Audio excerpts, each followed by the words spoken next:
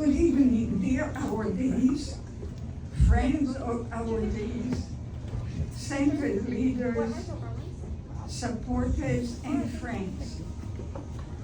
Thank you for being with us. Tonight's International Center for MultiGenerational Legacies of Trauma celebration and awards dinner takes place as if shrouded with a veil of rage and tears.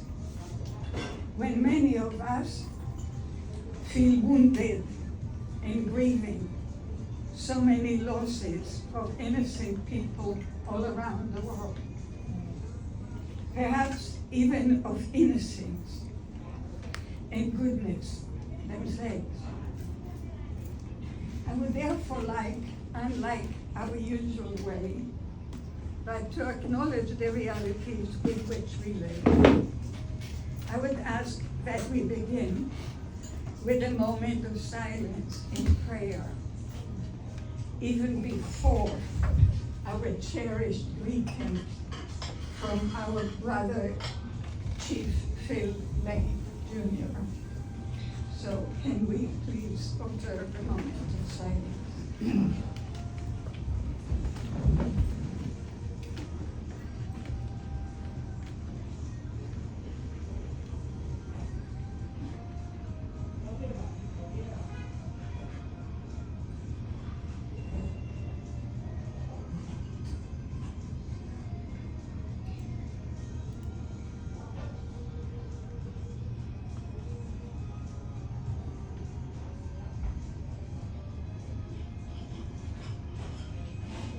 Thank you very much.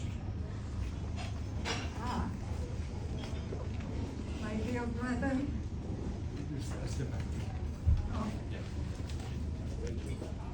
We know each other from very many years. Please help us. Oh, Mitaki Api, my very beloved and honored members of our human family. I want to give thanksgiving to my beloved sister and to the great work that all of you are doing to uplift our human family. I want to preface my prayer with this fundamental indigenous understanding, which I think is the heart, the source of understanding from one source. And that is that of the prior unity and oneness of the human family in all life. And the hurt of one, the hurt of all. The honor, upraising, uplifting, healing of one is the honor, uplifting, and healing of all. I wanted to say from that very basic premise, foundation of our understanding that we are conceived, each of us is born as sovereignty, ancient, imperishable, and everlasting. So with those thoughts, for this very wonderful, wonderful historic time, when women are standing up as prophesied, to their rightful place to lead peace on earth. Because we can see the male attributes, what people call male, but those spiritual qualities are in overabundance. So I'm so honored to pray in this manner. Creator of the universe, most beloved one, all powerful one, most kind one, most compassionate one, ever forgiving one, O ancient of days, O blessed beauty, we call upon your holy power, for your holy covenant of unity and harmony, to be here with all our relatives as they celebrate these very wondrous women who are uplifting our human family. We call upon all the tribes that nations the east, from where comes the sunrise, to stand up and respect and honor of your granddaughters who have achieved before the people good things. We call upon all the tribes and nations of the south, from where comes new sunrise, the new spring. And ask with great humility all those tribes and nations might also come and stand in respect and honor of our human family and the sacred rights that each and every one of us in our communities and our cultures have been given by your divine covenant. And we call upon all those tribes and nations of the west, from where comes thunder, lightning, and rain, to stand together in unity and harmony and honor of these granddaughters who achieved before the people, great service. And we humble ourselves before the powers of Father Sky. Again, ask forgiveness for egotism that can lead us to harm others, wherever we are. And we ask that we as men, as those that represent different cultures, spiritual qualities, that we learn that we are fully human, when we have all the dimensions of both wings of the eagle, that have to have people on respect. And the soul has no gender, no ethnicity, no race, no class, which makes every prejudice completely, totally unacceptable. And Creator,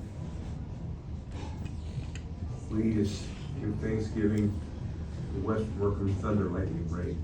And call upon those spiritual powers of thunder, lightning, and rain, all the tribes of the west to come together and to awaken our hearts and minds to the reality we're one human family. And the Kashawak, we call upon all the tribes and nations of the north, from where comes the white snow. We summon the white snow to purify our hearts and minds, so it might be free of all and severed from the foul understanding, the sacredness of who we are as human beings, and the sacredness of all life, including all our animal relatives who feel the same as we do, who feel the same pain. May we again teach our children to be kind to animals.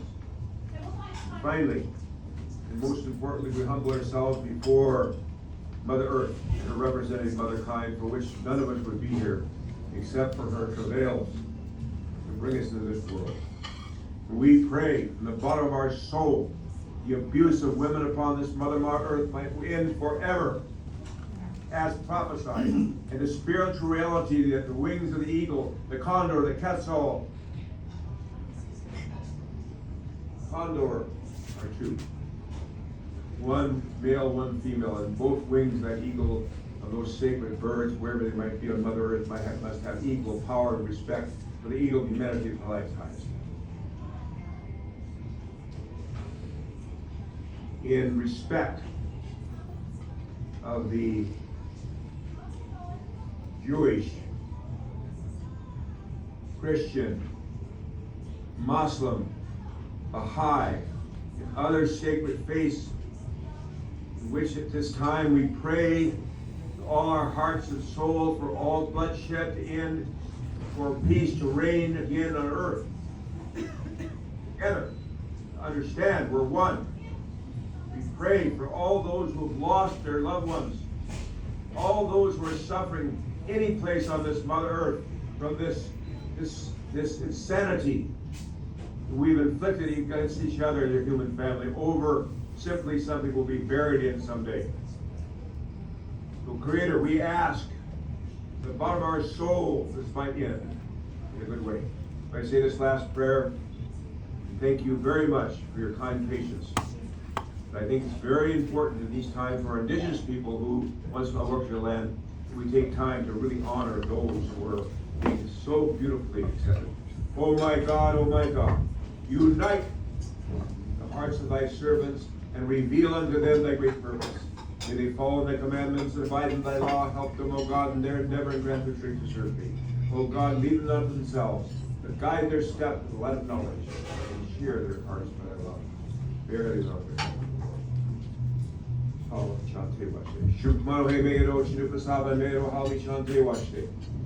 When we conclude what we have to say in our Dakota tradition, we say, my names are Shukmano and Shinupasapa, and I stand fully responsible before the Creator for all my words and my actions, each and every one of us do in this beautiful, beloved creation. And thank you again, my beloved sister, Yael, and thank you all for taking the time out of your busy schedules, your busy time, to come and do honoring, because we believe in honoring people.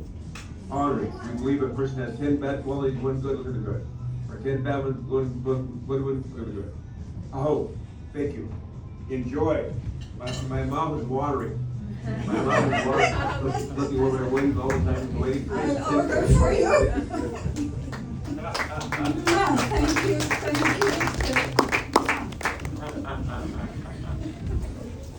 you. Thank you so much, dear. And rest, you've been traveling a great deal. Thank you. Phil is on our honor board, and we cherish him deeply.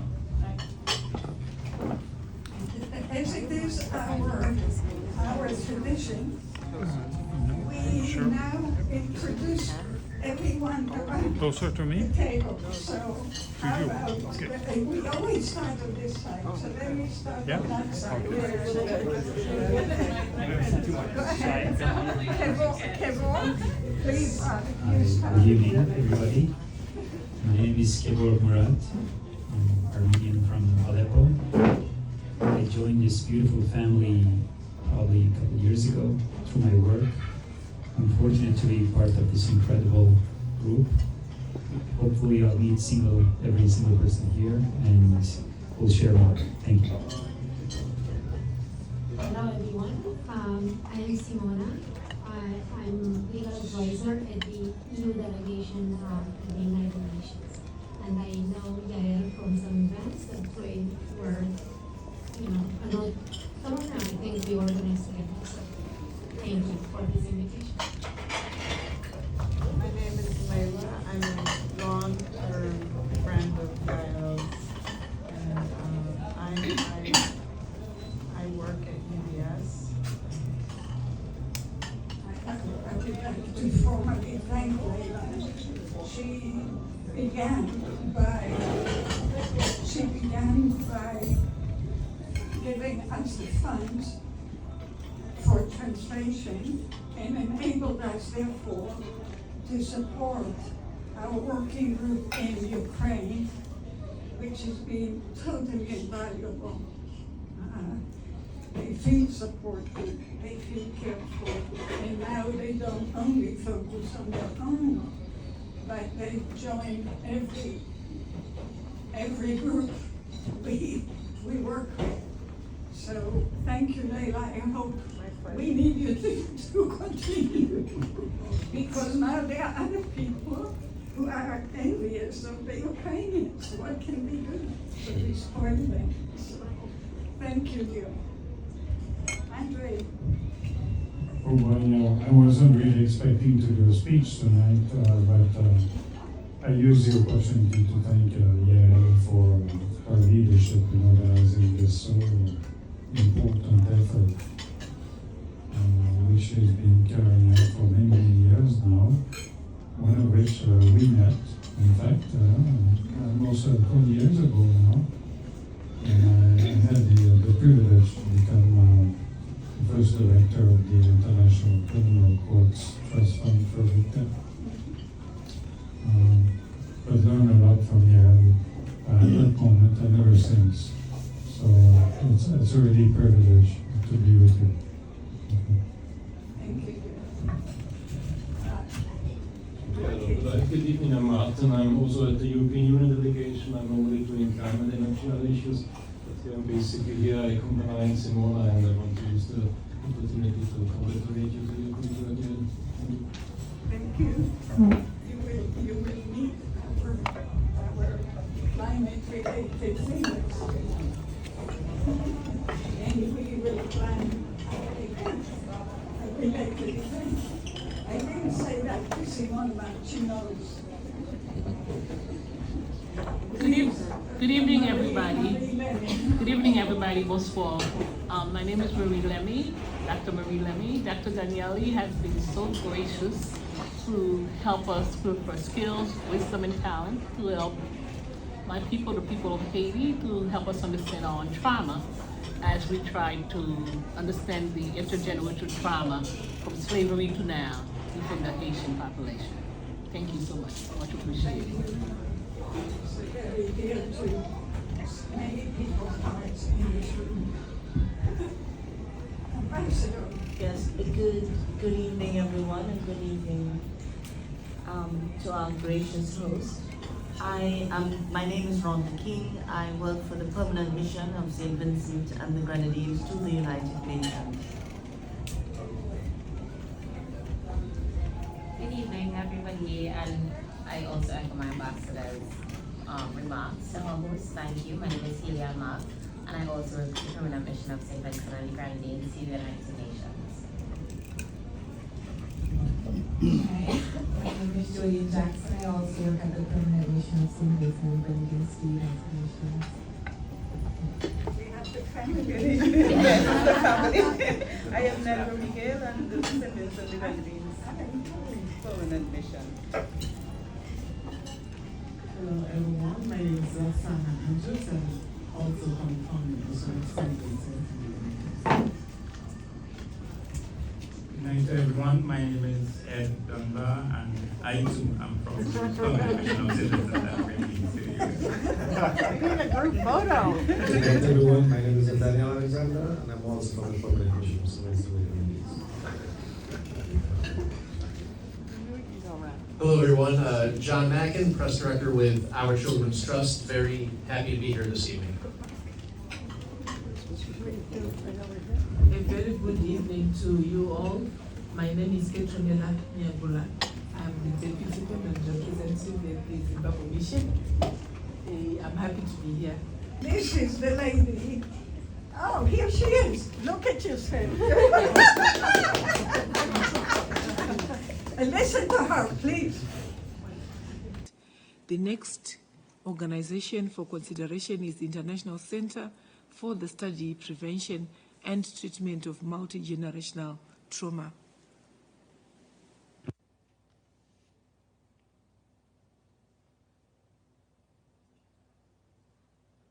Does any delegation wish to make any comment or pose any questions regarding this organization? It appears that there are no questions or comments on this organization. May I take it that the committee wishes to recommend that special consultative status be granted to this organization? I hear no objection. It is so decided. Came after many years. And took a while. I want to say. She worked very hard, I can tell you. It was quite a struggle. I want to also acknowledge, just to take the opportunity to people who are not here, one, at least not yet, because they are overwhelmed with work, which is quite usual at the UN. Daniel Zavala, right, from Costa Rica, who actually spoke better for us than I did. and Sophia Courage from the United States, who fought for us vehemently. And I also want to thank Andre LaPerriere, who is here, and Yusuf Mahmoud, and David Rahman-Kadim, who helped me physically to be there and to support us, and those who helped us behind the scenes as well. So, forever you'll be a volunteer for me. Thank you so much. Rebecca. Well, you've given me the very uncomfortable task to follow that wonderful interlude. But as one Rebecca to another, I'm Rebecca Shute. I'm the Executive Director of Citizens for Global Solutions. But I know Yael primarily through my role as the co-convener of the Washington Working Group of the International Criminal Court, where she serves as a moral compass, where she serves as institutional memory, and where she keeps all of us focused when sometimes we get distracted with the political, the diplomatic, the legal elements of ICC advocacy on what really matters, which is victim-centered justice. So thank you so much, Yael, for having me today. Thank you. I'm humbled. Alan arrived just on time. On the way from New Zealand, too. Good evening, everybody. I'm Alan Ware from New Zealand, and I work with World Federalist Movement, World Future Council, and Parliamentarians for Nuclear Non-Proliferation and Disarmament. Oh, he's very humble. He's very humble. He's doing a whole lot more, and including, the focus on against nuclear arms. And And we have, our paths have crossed many a time. And thank you, Alan, for being so humble too. Enjoy the food. My name is David Donacatena. I am a member of the Advisory Council of the International Center for MultiGenerational Legacy of Trauma. I was the Secretary General of the Parliamentarians of Global Action for several years. I teach international law at NYU and do a lot of other things, but I really look forward to this evening. We interrupt him. Annette. Hi, I'm Annette Ludwig from the German mission to the United Nations, and I'm part of the human rights team there. And I also admire very much Yael's great work. And you'll admire one of our team very much, and we have plans. The youngest one. Hi everyone, my name is Claudia Sachs, and I am a youth plaintiff in Our Children's Trust climate lawsuit against my home state of Virginia. And I am a junior at Columbia University studying human rights and sustainable development. Thank you, Liz, for inviting me, and Yael for having me. Yes, that's our future, guys. Into the future. Hi everyone, I'm Adam Lupel, Vice President of the International Peace Institute, where I've had the pleasure of seeing Yael being one of the most devoted members of our audience at many of our events. So I'm grateful for that. Also a member of the Advisory Council. You're also on our Advisory Council. Yes, that's right. I'm Liz Dickinson. I work at Our Children's Trust. I've had the honor of getting to know Yael in recent days and having her to my home in Brooklyn, where she might have been my most distinguished older guest. And we had a baby that was born on July 4th as well, who belongs to one of our city council members in New York. So I'm thrilled to be here. My name is Yvette Albert-Tijm, and I'm a human rights activist, and I'm here to introduce one of the awardees, Julia Olsen. But secretly, I am very new to the Yael fan club, but as a person who works with a lot of trauma all the time and movements that have been incredibly affected and are still being affected by trauma, I'm a big fan of your work. So really happy to be here. Thank you. Look forward to working together. Yes. Yusuf, last but not least, almost, no, we have shot. My name is Yusuf Mahmoud. I am a senior advisor at the International Peace Institute, and I'm trying to be a student of this young lady called Yael, and I'm having a hard time. Our website that will give you some idea about the complexity of the center. Rather than take your time and teach you all about it, which is a lot. I know you don't want it. You don't want it now. Please visit it. Invite many other people to visit it. Take these with you. Give to every youngster you know or want to know. And give it to all of your classmates in both institutions. They are here for you to take, to wear, and it takes you directly to the website. So you will see that we have the richest library on multi-generational legacies of trauma in every field. You can find poetry, you can find anthropology, you can find history, you can find psychology in all related areas with all important groups. Those of you who are who speak UNEs, you know that also that we consider long-term or sustainability in our thinking. We consider the next generation, not just 6 months after catastrophes.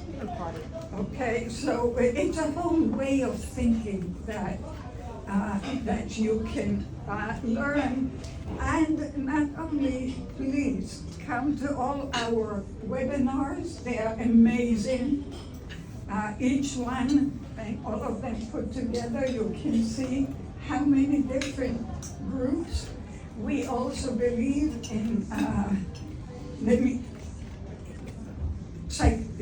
in the meaning of psychohistory, that is, that sees history as it is lived today, as we each live it, not just as a series of dates and events.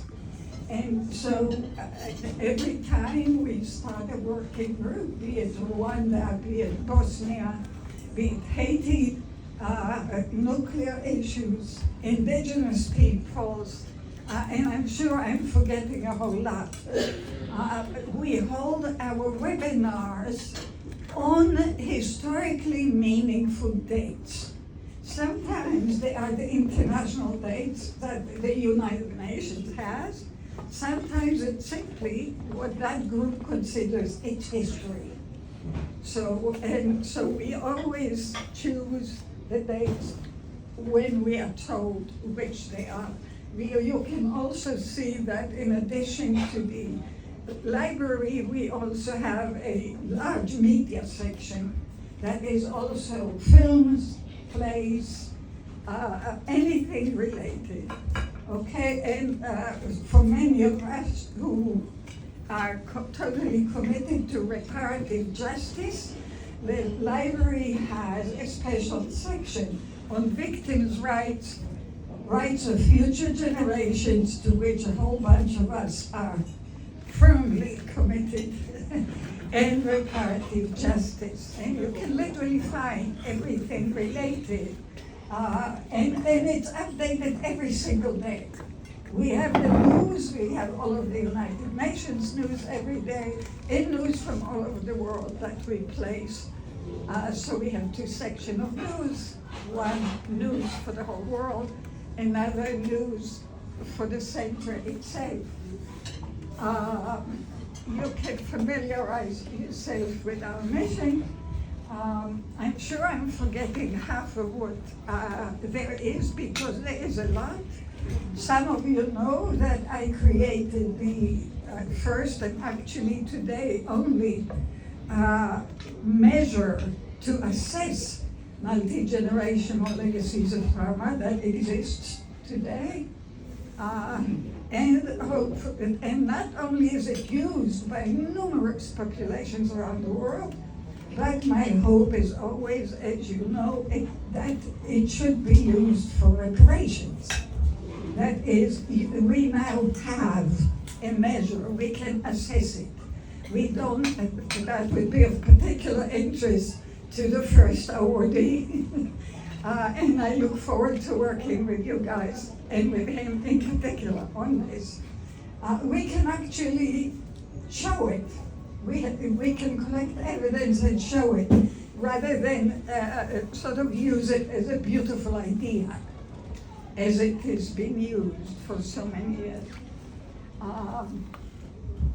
These are our magnificent advisory council members. As you see, they're from everywhere. They're so precious, I cannot begin to tell you. Each one belongs to one working group or another and promotes the center, and not just promotes the center, I actually don't like these words, promotes the understanding of what it's about. Now, let me jump directly to the awards. I'm sure I jumped over some things, but take your time. It will take you time to go through the website. If you can go to the awards, David, the previous awards maybe, you can find them on the website too. And let me just share with you the meaning of the awards, since we're giving them tonight. We call them the Repair Awards. Why repair? Because in my work for decades of work with Nazi Holocaust survivors and their children in Rwanda, in Bosnia, in South Africa, in Northern Ireland, etc. I continuously and repetitively discovered that actually what children of survivors experience as their conscious or unconscious mission is not just to make the world a better place for their parents and for themselves, but to repair the world. This is, if you really give it a thought, or actually ask your heart what that means, I'm sure you'll find it in your own hearts. Because you can very often see, let's say if a mother cries, the first thing the baby does is to try to take the tears away, right? And of course, it's both to stop the mother's pain, but also to ensure that the baby himself has an okay mother. So, you know, when you think about what we mean by collaboration, by working together, UN or otherwise, very often, this is the bond that we create, right? Of course, some babies don't do that. Some babies run away when mother cries. They're terrified. They feel like, oh my God, I'm losing my base.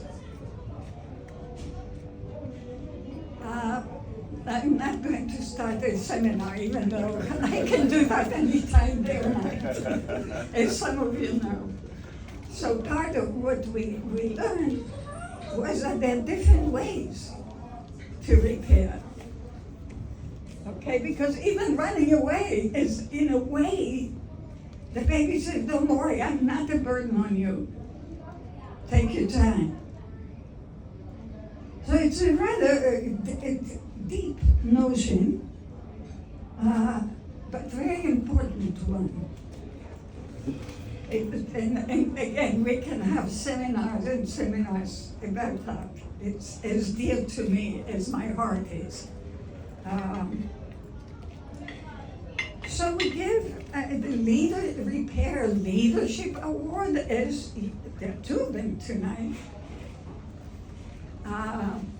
We also give the Repair Excellence Award, which we're giving tonight. There are also recognition award. We also sometimes give grants, right, to help either research or support an activity or a youth organization, etc. And we always need help from everyone. I would like all of us to be in on this together. So if you know about some country or source of funding that can help, not us, because we don't keep anything, right? It goes to either groups or communities in need, or for translation, so everybody can talk to everybody and understand each other and to feel together, not alone. Victims feel lonely. You have yet to show me a victim that doesn't feel isolated and lonely, even when they're surrounded by people.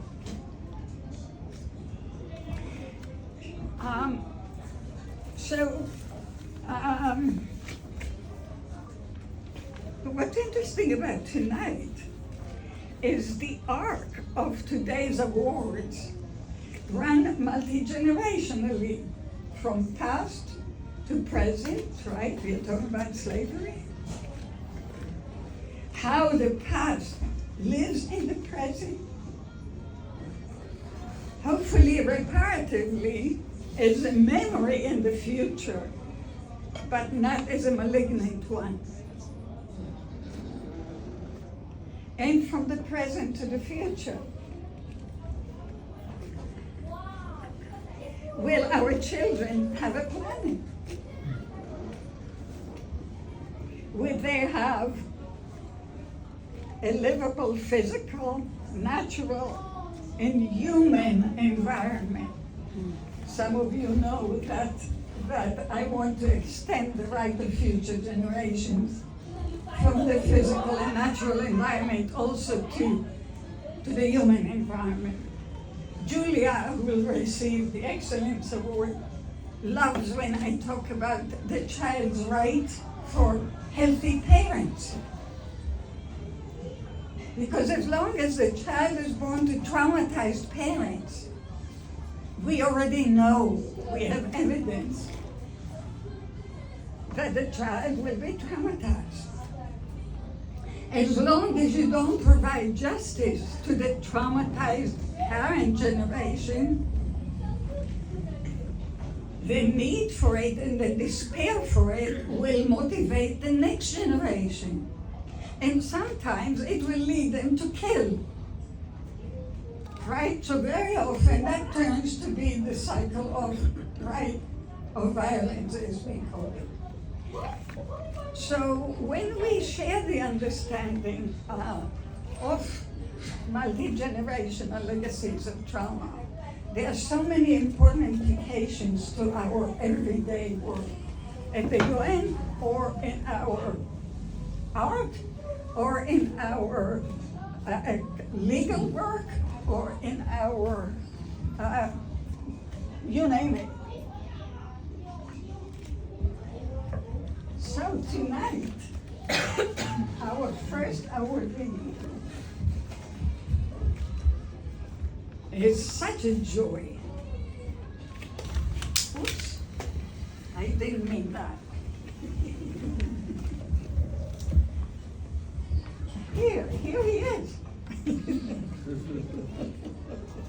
And Ambassador Rona King, it made that possible.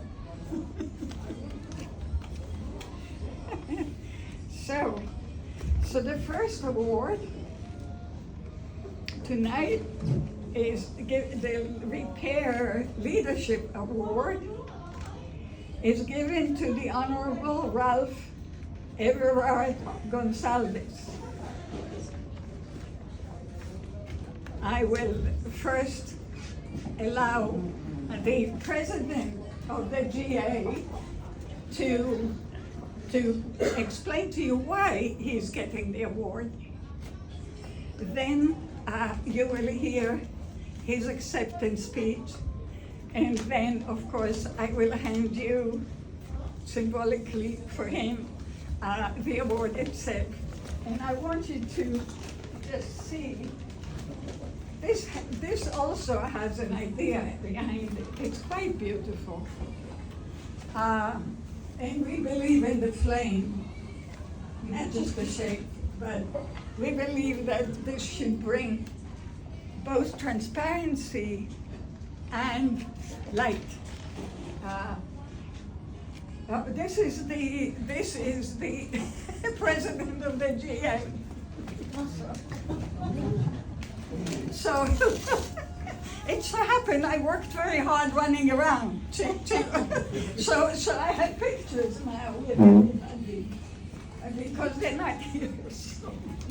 So we succeeded.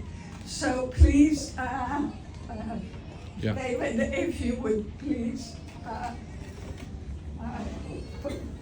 let us hear.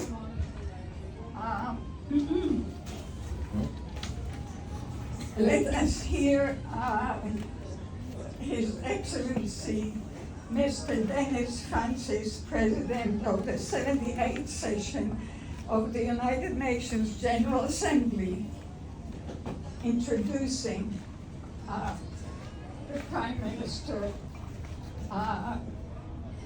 Gonsalves. Excellencies, distinguished guests, let me begin by expressing my sincere thanks to the permanent representative of St. Vincent and the Grenadines, my dear friend, Ms. Inga Rhonda King, for her grace in inviting me to this award ceremony today. I should also like to thank the International Center for Multi-Generational Trauma for its work in raising awareness of the often silent effects of trauma inherited through the generations.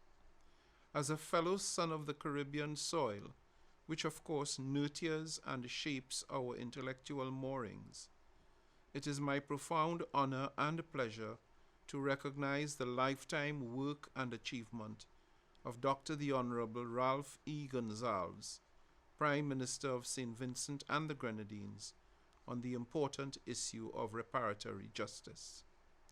My lone regret is that I cannot be there in person to symbolize in body how deeply deserving he is of the award he receives today for helping generations of Caribbean people to reclaim their dignity and freedom, albeit not without pain.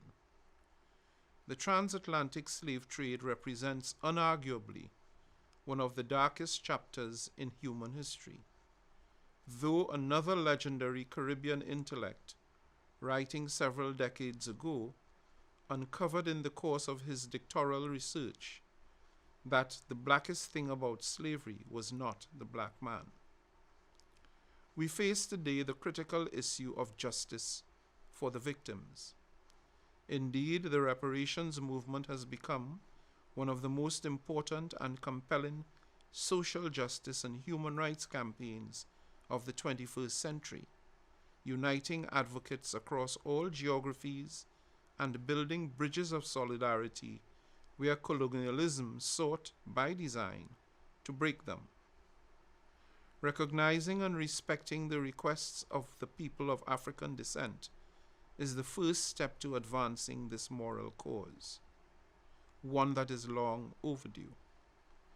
We thank Prime Minister Gonsalves for his relentless advocacy of the rights of people who today still, I repeat, still suffer the consequences of centuries of human rights abuses and violations, largely because they are descendants of enslaved Africans who were never recognized as human and were traded as commodities at market. We thank him for being the insistent voice of justice and accountability for a crime against humanity endured by untold millions of African people and their descendants for more than 300 years. Excellencies, dear friends, Dr. the Honourable Ralph Everard Gonsalves, known affectionately by his people and up and down the Caribbean as Comrade Ralph or Uncle Ralph, was once a young boy with a dream, born in Colonel St. Vincent and the Grenadines. At Jamaica's venerated University of the West Indies at Mona, he was student body president and led the protest against the banning of legendary Guyanese scholar Dr. Walter Rodney. From that auspicious step, he continued his political development as an advocate of the dispossessed people of Haiti, a cause to which he remains unconditionally faithful today. Today we count him as the longest-serving Prime Minister in the Caribbean community, a veteran of regional and international politics, and an unrepentant champion for justice for the victims of slavery. He is an outstanding and leading proponent in the Caribbean community's quest for reparatory justice and the attempt to mend the historical legacies of underdevelopment resulting from native genocide and the forced enslavement of African people.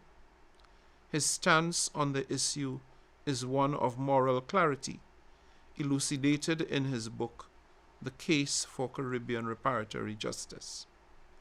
At the United Nations, we are preparing to mark in November of this year 75 years since the adoption of the Universal Declaration of Human Rights. This is an important landmark. As we do so, we are enormously grateful to the distinguished Prime Minister for his life lived in devoted service to its ideals, that all human beings are born free and equal in dignity and rights. I thank you for this exceptional opportunity. When you hear Uncle Ralph, as you know, he is one of the warmest, kindest, smartest, most poetic human beings. As knowledgeable as anything. He can quote all of Shakespeare right like that to make a simple point. So enjoy him now. I'm very pleased that the International Center for MultiGenerational Legacies of Trauma has decided to bestow upon the people of St. Vincent and the Grenadines and the Caribbean, through me, the Leadership Award, a Repair Leadership Award for our work on the matter of reparations for native genocide and the enslavement of African bodies. In 2013, as Prime Minister of St. Vincent and the Grenadines, I took to the Caribbean communities, heads of government, a proposal for reparations to be placed front and center on our agenda going forward. I submitted an appropriate document and made the suggestion, which was adopted, that there be a Prime Ministerial Subcommittee on reparations. There be established a Caribbean Reparatory Commission, and in each member state of CARICOM, there be a Reparations Commission, a National Reparations Commission. And all these recommendations were accepted and they have been in place. And we have made tremendous progress over the last 10 years. It has been a work of solidarity with all the governments, NGOs, intellectuals, people in the universities, including the University of the West Indies, and the Vice Chancellor of the University of the West Indies, Professor Hilary Beckles, is the chairman of the Caribbean Reparations Commission. Indeed, he has written a great deal on this subject, and others also, including myself. We have noted that in the United States of America and in Europe, legislators and governments and leading personalities in government have decided to support this just cause for reparations for native genocide and the enslavement of African bodies. The case for reparations is overwhelmingly strong. Indeed, it is not, you're not able to rebut it in any serious way. And the demand is gathering pace. It is an idea whose time has come. This is not a matter in which we need to have unnecessary confrontation. We have to put forward our case. We have to do so in writings, in educating people, in mobilizing various constituencies across the world, in the African Union, Latin America and the Caribbean, in North America, in Europe, in every part of the world. Indeed, at the recent summit of the European Union and the Community of States of Latin America and the Caribbean, which I co-chaired with the President of the European Council, included for the first time in the declaration, the outcome document, was a reference to reparations and to the 10-point plan set about by CARICOM's Reparatory Commission for us to pursue. I'm very, very grateful that my work in this regard has been recognized by the International Center for MultiGenerational Legacies of Trauma. I regret that I'm unable to be with you in person, but I've asked my firstborn daughter, Isis Azalea Gonsalves, to accept the award on my behalf. We shall continue to work together in solidarity, and all blessings unto you all those gathered, and we have a hopeful expectation of success in our efforts, in our quest for reparatory justice. Thank you.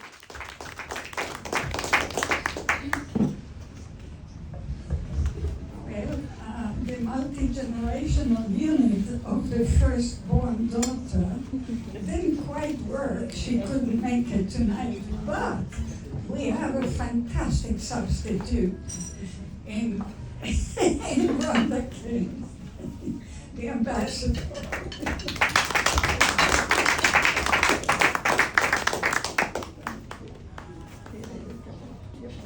So I'm not the daughter, No. but I'm a representative. Thank you. So look there, so, oh. So he has a wonderful picture.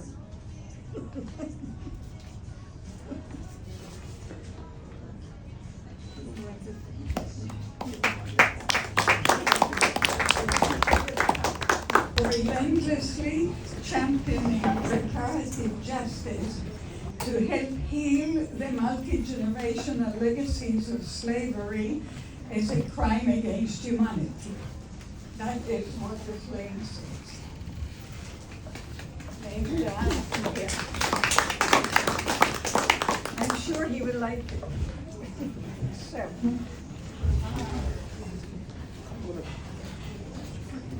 the second Repair Leadership Award of tonight.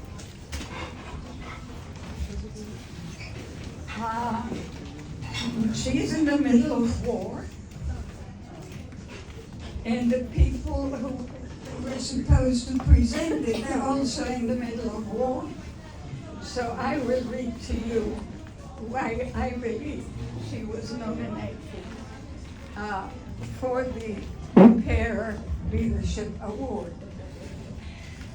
As Moran Zer-Katzenstein, a granddaughter of Holocaust survivors and a mother of 3, will tell you, she was stirred to build the now 100,000 women's rights organization, Bonot Alternativa, which means women building the alternative.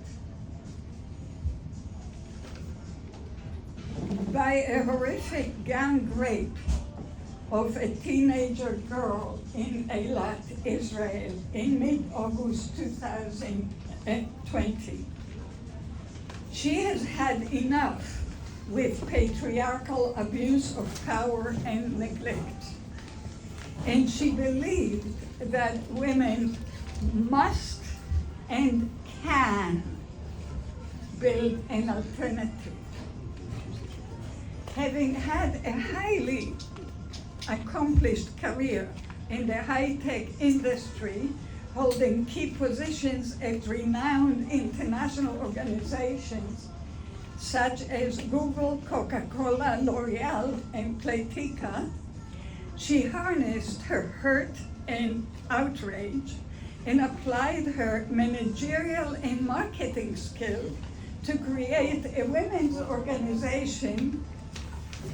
That was not her. That was, oh yeah, that's her. Look how beautiful she is too. So she harnessed her skill to create a women's organization that serves, supports, educates, and empowers women of all ages in all sectors, including the Orthodox, in multiple ways on multiple dimensions, and does so creatively and flexibly in response to rising or changing needs. So, for example, Bonot Alternativa adapted Margaret Atwood Handmaiden's costumes, and posture with dramatic effectiveness to demonstrate against Netanyahu's, that's the Prime Minister of Israel, Netanyahu's extreme right and misogynist government.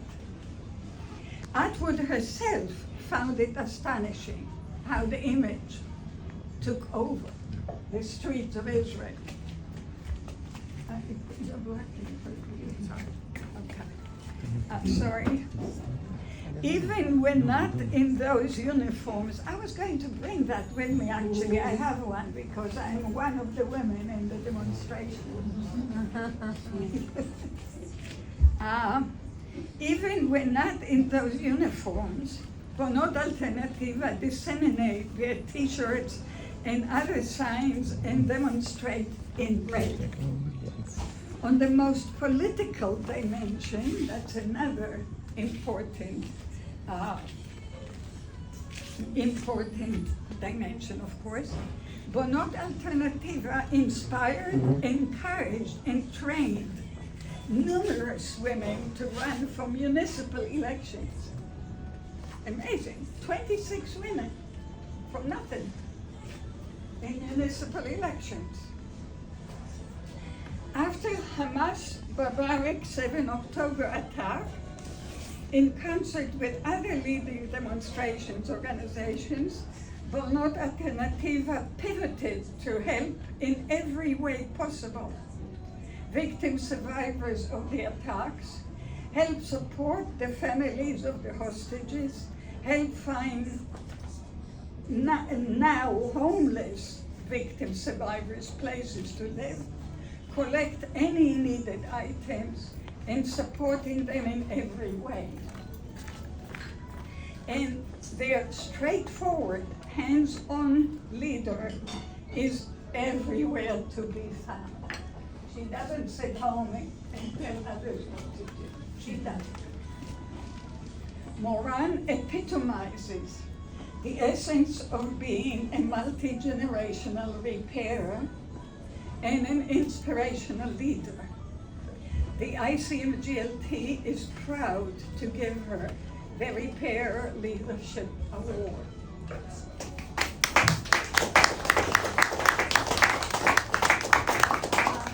You will now see her in the middle of nowhere, in some hotel down in the desert, helping the families. So, where is she? Here she is. Hi, my name is Moran Katzenstein and I'm the founder of Bonot Alternativa. I founded Bonot Alternativa 3 years ago after a horrifying gang rape that happened here in Eilat with one young girl and 30 participants. And I decided that enough is enough and I had to do something. So we held 30 demonstrations around the country and one big demonstration in Eilat. But that was just the beginning. Ever since, we did all kinds of activities for women's rights and supporting women. And then, 9 months ago, the judicial overhaul started. And it was clear to us that we have to be part of it and be against it to make sure no one will harm the Supreme Court and no one will harm Bonot Alternativa and women's rights. And that's what we did. Maybe you saw our demonstrations and the Handmaid's Tale parade that we did, the displays that we did. All in all, in the last months, we are over 100,000 women around the country with over 80 cities. And now, a week and a half ago, the most horrifying nightmare happened. And in the blitz of a second, we understood that everything we built in the last 10 months will do only one thing: supporting the people of Israel, supporting women. Right now, we are in the middle of a war. I don't know if you can see, I'm right here in Eilat. You can see the place. These are clothes, everything here. This is like a huge hunger, and everything we do is to support women. We opened Bonot House here in Eilat for women that can have a place that we can support them. We can take care of their children while they are doing something for themselves. What we're doing right now is everything we can to support women both physically and mentally. I want to thank you. I want to thank you for your recognition. I want to thank you for your support. It means a lot to me. Right now, these weeks, those days are the difficult days I've ever had.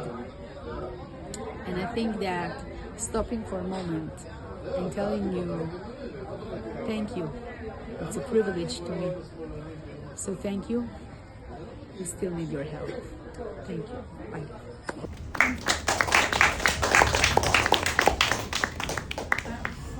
For Moran, I want you to take my picture with this so she knows. We will send it to her.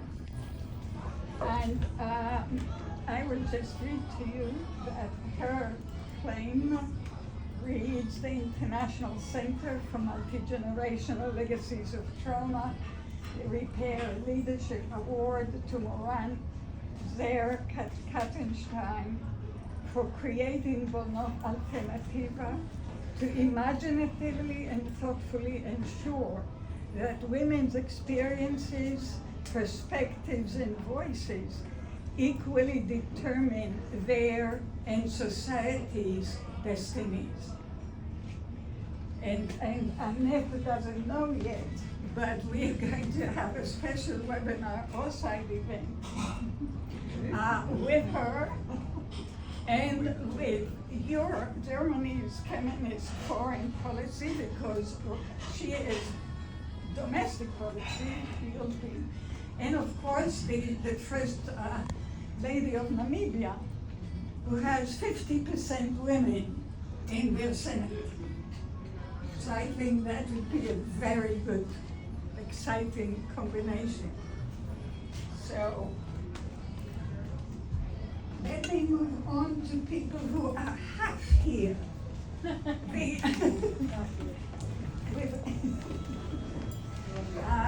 The next award is a Repair Excellence Award. Oh, sorry, not yet. Not yet. What will I do without you, Shai? Thank you. Yeah. I believe, this was last night actually, I believe that it is apt for our painful, sometimes desperate times, to listen to a duet now of Israeli and Palestinian superstars together.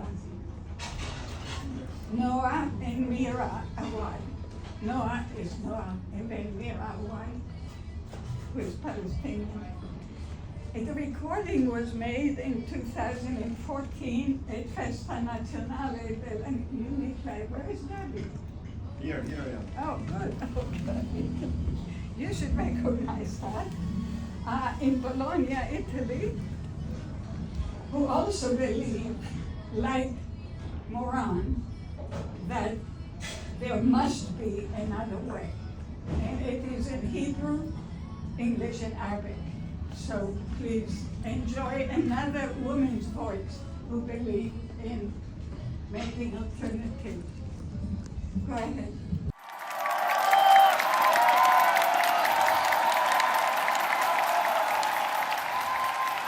There must be another way.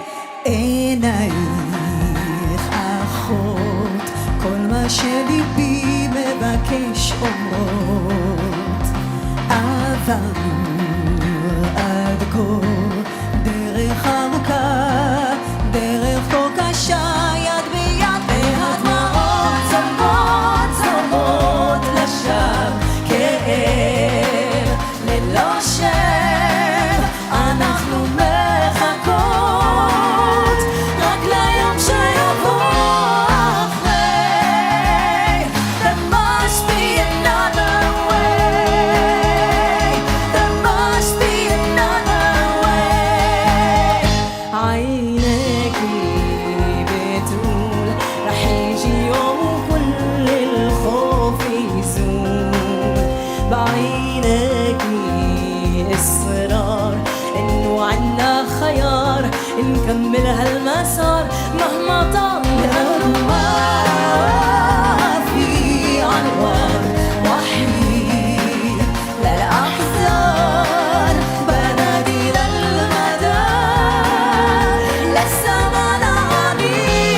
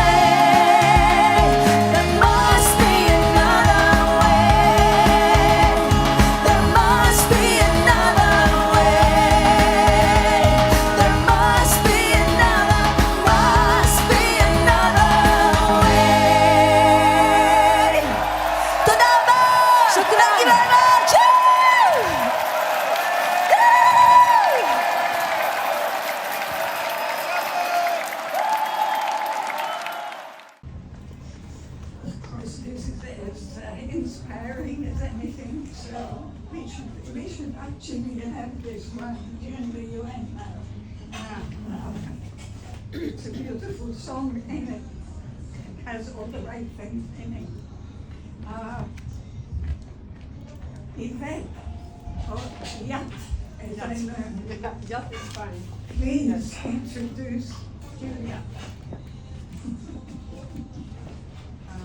Can you hear me? Okay.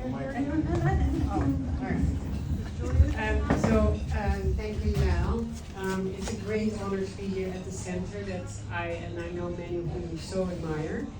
And it's an even greater honor to introduce to you Julia Olson. Julia, in the first part of her legal career, was already protecting the environment, human rights, and human health. But when she became a mother, she realized that the greatest threat to her children and children everywhere was climate change. She focused on representing young people and elevating their voices on climate. She had a singular mission: constructing the legal architecture necessary to secure a children's constitutional right to a climate system that protects their physical health, their mental health, and their futures. She founded Our Children's Trust in 2010, also known as OCT. OCT exclusively represents brave young people in lawsuits against their government. And these lawsuits strive to protect the youth's fundamental human rights from the dangers of fossil fuel energy policy and the resulting climate disruption. I actually first learned about Julia's life work just months after the founding of Our Children's Trust, as the executive director of Witness, a global human rights organization, when we partnered with OCT. And it gave me like an unexpected front seat to watch, as they say, history unfold. As this woman-powered law firm did something that was extremely unprecedented. As their first action, they, together with many, many young people, brought a wave of legal action against 50 states in the US, the US government itself, and several other nations to secure rights that depend on climate stability. Front and center was the concept of intergenerational justice, which was truly actually quite radical as a concept at the time. And Julia was inspired and informed by the legal teams that went before her. The people who went to desegregate schools, equal rights for women, and marriage equality. Julia and her team methodically built on that first wave of youth-powered climate action.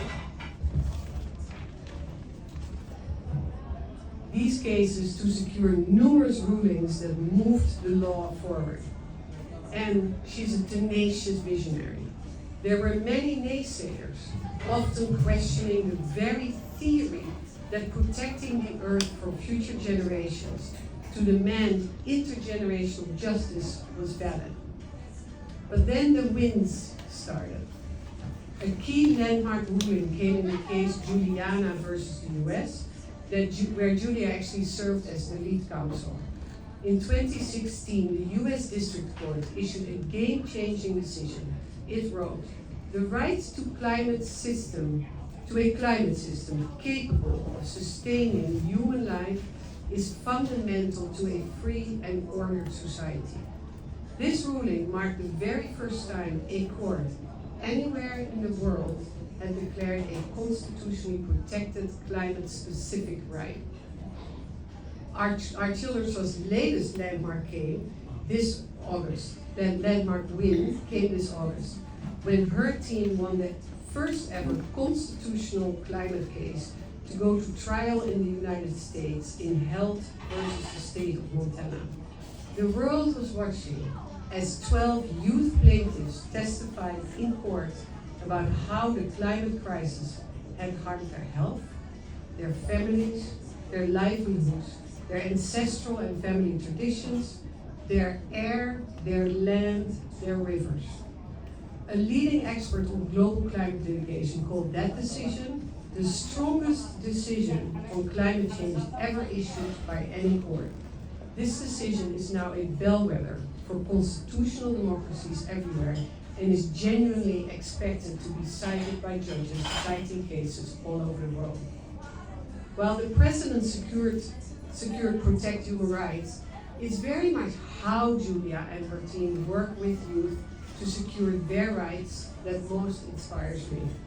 Our Children's Trust is pioneering a very reflective child rights strategic litigation practice informed by the views and the lived experiences of the children themselves. And in addition, which is something you would appreciate, OCT is well on its way to becoming a truly trauma-informed organization, also there setting a trailblazing standard for other civil society. Julia is the heart and soul of our Children's Trust.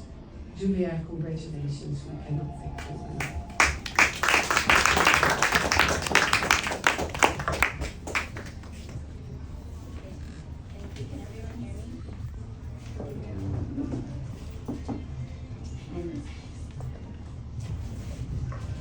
David or someone, can you just tell me that you can hear me? Yeah?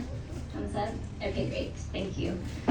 Thank you, Yvette, so much for your words and for being there tonight with our Children's Trust team. I'm one of our plaintiffs. And I want to thank you right back for your leadership at Witness, which was one of the first international human rights organizations to recognize the connection between the climate crisis and human rights and to support our Children's Trust work. I really wish I could be there to meet all of you tonight, but I was very lucky to meet Yael last month in New York, and that was a joy, and I hope to see you again soon. And I just want to acknowledge that I can see firsthand, both in my own life and in the work that we do, how important the International Center for the Study, Prevention, and Treatment of Multi-Generational Legacies of Trauma is in our world, and this really important work that you lead. And it is such a deep honor to be one of the 2023 recipients of the Repair Leadership Award, alongside these other tremendous leaders tonight, who you've all been celebrating. So thank you, Yael, for welcoming us into your community. I know that there is an abundance of good work to be done to prevent legacies of trauma and do the reparative work.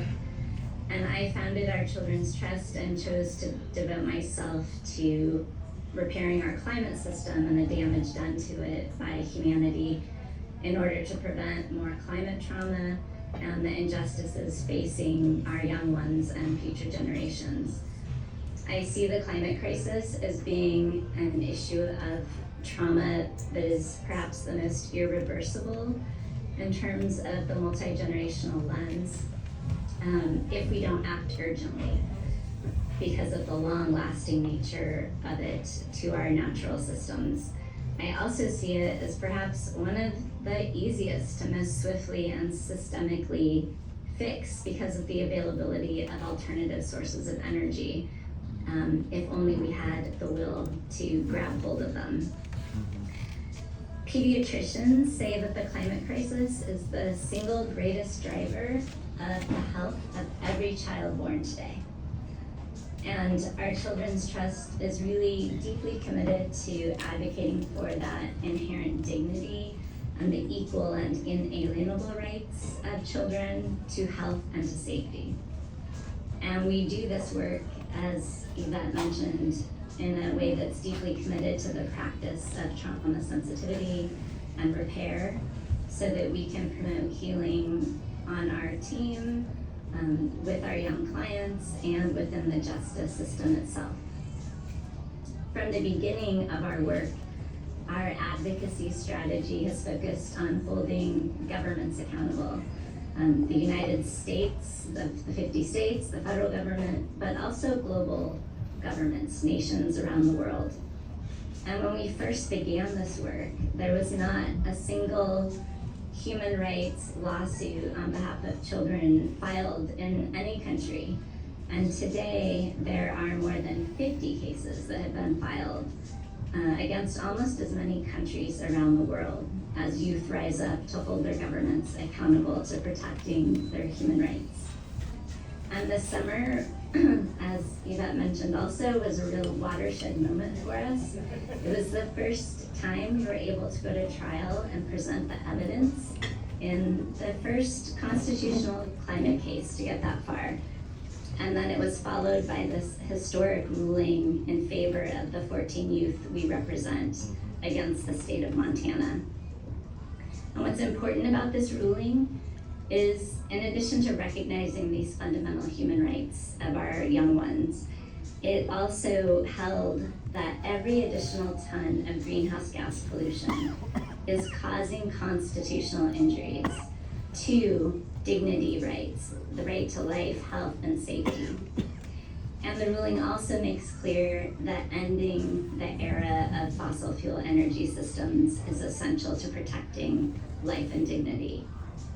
So the victory specifically stops new fossil fuel expansion in Montana and will require the phase out of fossil fuels by mid-century, which is what the scientists say is necessary. But importantly, even beyond Montana, with this victory in our hands, in the hands of young people and lawyers, and really all of us, all of you in this room, we can create and enforce in law the deep protections that we need today for both our planet and for our youth. And our intention is to replicate this win across the country and globally. And in doing so, we will strengthen our democracies and the role of our government institutions, importantly our courts. And while we do this work with our youth, we will give them the voice, the respect, and the agency to help write the future that they deserve. So thank you so much for this honor and for including me. And I'll turn it back over to you.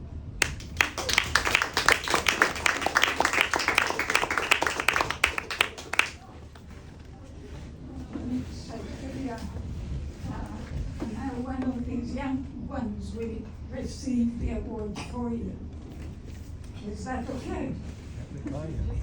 That is wonderful. Is Claudia there? It's Claudia. Claudia for your previous. Claudia. Wonderful. Claudia is one of the young people we represent from the state of Virginia. Maybe we can have a picture of you. Yeah. Let's do that. Claudia, come here. Right? Yeah. Do you see all three of us? Look there. Do you see all three of us? Yes. Oh, that's wonderful.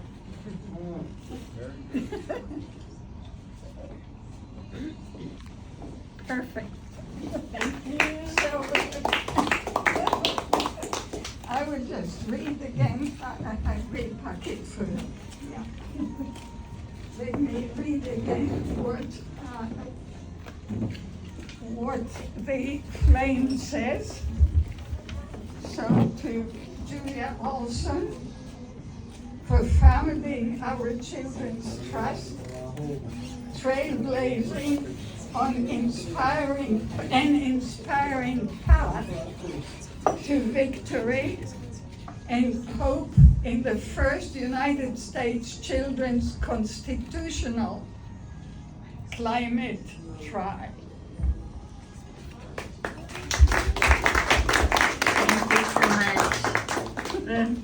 Big hug to you, Yael. Yeah, big hug. Take care, sweetheart. I hope to see you soon. I'll see you soon. Bye.